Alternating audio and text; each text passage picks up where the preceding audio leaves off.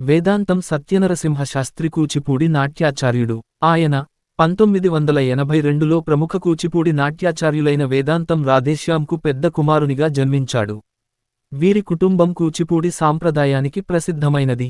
ఆయన నాట్య శిక్షణను తన తండ్రి వద్ద, కొన్ని నైపుణ్యాలను పద్మవిభూషణ పురస్కార గ్రహీత అయిన వెంపటి చినసత్యం, వేదాంతం రత్తయ్య శర్మ వద్ద నేర్చుకున్నాడు. ఆయన కూచిపూడి నాట్యంలో సర్టిఫికేటు కోర్సును, యక్షగానంలో పోస్టు గ్రాడ్యుయేట్ డిప్లొమాను శ్రీ పొట్టి శ్రీరాములు తెలుగు విశ్వవిద్యాలయం నుండి చేశాడు. ఆయన బిఎను తెలుగు భాష ప్రధాన విషయంగా చేశారు. ఆయన తరువాత మృదంగంలో సర్టిఫికేటు కోర్సును చేశాడు. నాట్యకళకే పరిమితం కాకుండా ఆయన కర్ణాటక గాత్ర సంగీతం, మృదంగ వాద్యం మరియు నట్టువాంగం కళలలో పట్టు సాధించాడు. ఆయన గాత్ర సంగీతాన్ని శిష్టు ప్రభాకర కృష్ణ శాస్త్రి, మృదంగ వాద్యాన్ని పి సత్యనారాయణల వద్ద నేర్చుకున్నారు.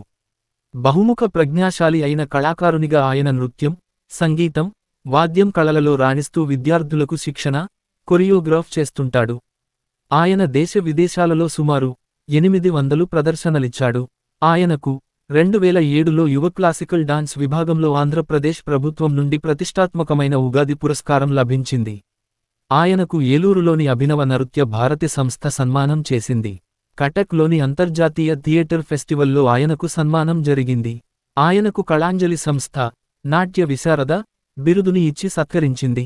ఆయన తన 17వ ఏట నుంచి కూచిపూడి నాట్యాన్ని అభ్యసించాడు.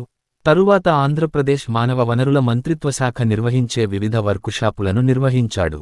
ఆయన అనేక తిల్లానాలు, తరంగాలు, అన్నమాచార్య కీర్తనలు, త్యాగరాజు కీర్తనలు మొదలగు వాటిని కంపోజ్ చేశాడు. ఆయన పార్వతీ పరిణయం, ఋతు సంహారం, శ్రీ పద్మావతి వెంకటేశ్వర పరిణయం, వచ్చెను అలివేలుమంగ, నవరస ధారువులు, అప్సరస పూజా నృత్యం మొదలగు ప్రదర్శనలకు కొరియోగ్రాఫ్ చేశాడు. ఆయనకు సాంప్రదాయకమైన కూచిపూడి యక్షగానం, కలాపాలు, పాగేటి వేషం గుర్తింపు తెచ్చాయి. ఆయన వివిధ ప్రదర్శనలైన భక్త ప్రహ్లాదలో ప్రహ్లాద, హిరణ్యకశిపుడు, దవ్వారిక పాత్రలను, పార్వతీ పరిణయంలో శివుడు, భృంగేశ్వరుని పాత్రలను, ఉషా పరిణయంలో నారద పాత్రలను పోషించాడు. ఆయనకు ఉస్తాద్ బిస్మిల్లా ఖాన్ యువ పురస్కార్ 2012 లభించింది.